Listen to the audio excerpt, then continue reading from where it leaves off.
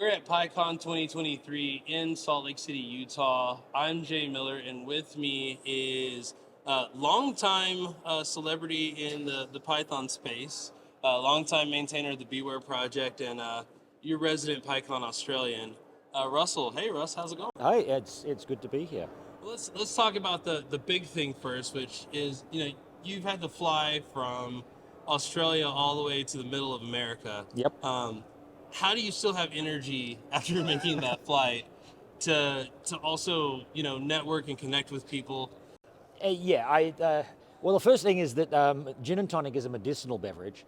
It does help survive the 30 hours of flying that it takes to get here. But beyond that, like this is, I live in Perth, Western Australia. It is a very obscure and isolated part of the world, and this is me kind of cramming all of my social interaction into one nice tight little 2 week bundle, basically. You get 2 weeks of interaction with people. Yeah, I don't see Isolation. people, and then for 2 weeks I see all the people. That's pretty much how it plays out, and that is what gets me energized to turn up to do that. Like it is such a huge community of such amazing people, and I don't get to interact with them. Like I get to interact with them, but like really break bread with them and have the late night conversations and that kind of thing. It is great to be able to have that. When you're doing that interaction with folks, I know you had a booth in the community area Yep. for with the BeeWare project. Is it usually to just to connect with old friends maybe, or are you usually here like on a mission where you want to learn more about how people are using BeeWare? Or... I'm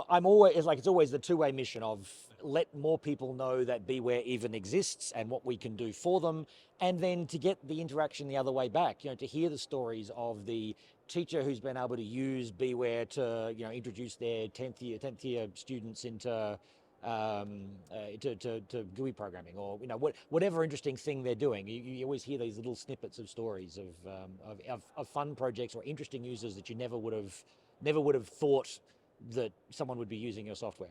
So let's just take a moment. Tell the folks what BeeWare is.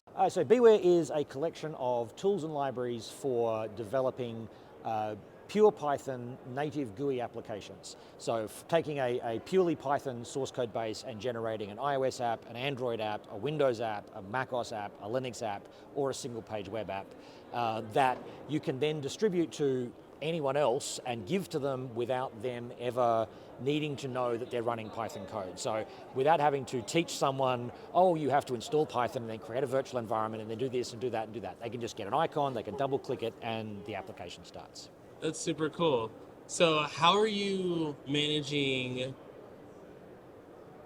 all of these different languages and then coming to PyCon and saying like, hey, Python, but also not Python. Yeah. I want you to get involved in. Yeah, so it's an interesting little setup in that I love Python as a language. I want to be writing Python as a language, and somehow I've ended up spending my day job not writing Python. I end up writing Objective-C and Java and C and all these other languages so that other people can write Python on a day-to-day basis, which is, it's a set of life choices. Um, yeah, it is probably the biggest barrier to entry that we do have is that there is lots of stuff you can do as a contributor in the Python space, but like the complicated stuff and the stuff where we need the most help is not the stuff that is Python. You actually do need to know something about C# or something about Objective-C or something about Java to be able to contribute. They are entirely learnable skills.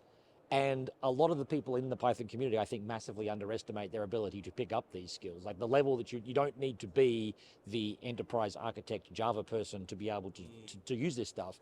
But you do have to get over that mental hurdle of it's a different language and I'm going to need to learn some different things, which is sometimes harder than we'd like to kind of convince people of that. The challenge coin doesn't help. The challenge coin does actually help. I have my little challenge coin right here.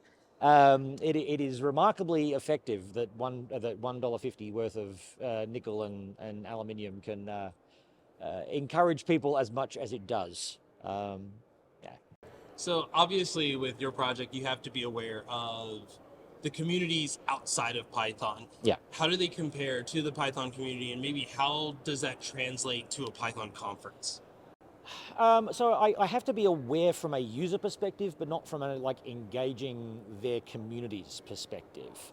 My perception, and this may be entirely skewed by just how much of it I have seen, is that the Python community does have a lot more of the community side of things, possibly like spawned of the fact that there is no corporate entity that owns Python. Like, and that is, it's unusual in that regard. Every other major programming language has either a major corporate sponsor that is driving it, or a number of corporate sponsors that are coalescing and trying to drive the language in a particular direction. And that's not true of Python. Like, it genuinely is a community effort, and the idea that this is us all working together is, or at least it seems a feature that doesn't exist in other language communities. And it's one that I'm very glad that Python does. It aligns very closely with what I kind of believe about the world. So the community kind of comes together, not necessarily to. It's more they come together for the community, not necessarily for the the commercial upside or something. Exactly. Yeah. It's not just this is the commercial vendors conference, the commercial outreach of how we're going to make this language take over the world. It's, well, we're going to take over the world, but that's because we're awesome and we're all going to try and make this world a better place together. Perhaps that's one of the big things. You often see people like we're recording this on the day of the job fair. Yep. And it's funny because the job fair is just something that I really haven't participated much in, but on the community side, I tend to work for one of those big companies that are, they're sponsoring the conference. Yep. And it's a challenge to like be standing at my booth and then like see friends, like run out really quick and give them a hug and high five, and it's so good to see you again, and then go back to the booth and be like, okay, well, back to the spiel. Yeah. Put on corporate face. Yeah. Like, go there again. Yeah. You talked about the, you come here and the community's here and you're talking to people and you're trying to engage people and let them know what BeeWare is. Is there ever, do you come to the talks for ideation about how you can improve the BeeWare project? I'm always on the lookout for that sort of thing, and you do sometimes get that from talks, or at least other ways of thinking about problems, the way other projects have approached issues of community engagement, or even just like the ways they are framing problems can be helpful for shaping how you take that back to your own project and like restructure your README to engage people in a more productive way, I guess. Not just having the information, but having the information in a way that encourages the outcome you're looking for. Like the honest truth is that I end up not attending a lot of talks. Like I do go to a couple of talks, and I do try to go to talks, but PyCon for me, I always want to be there for all of my friends, which is everybody, because it's the whole community. But ultimately, like at the end of the day, the talks are recorded. The hallway isn't. The booths aren't. And so I end up spending a lot more time in hallways and booths than I do in the actual talks. And like the selection of talks ends up being a lot more selective around things that I can see are strategically useful for BeeWare or for just my own career, just generally. So totally get it. Yeah. Well, thank you so much for joining me for a quick little chat outside. Again, we are in Salt Lake City, Utah for PyCon 2023. Next year, we're going to be in Pittsburgh. That feels like a longer flight for you. It is a little, like that one I literally will not have to change my watch.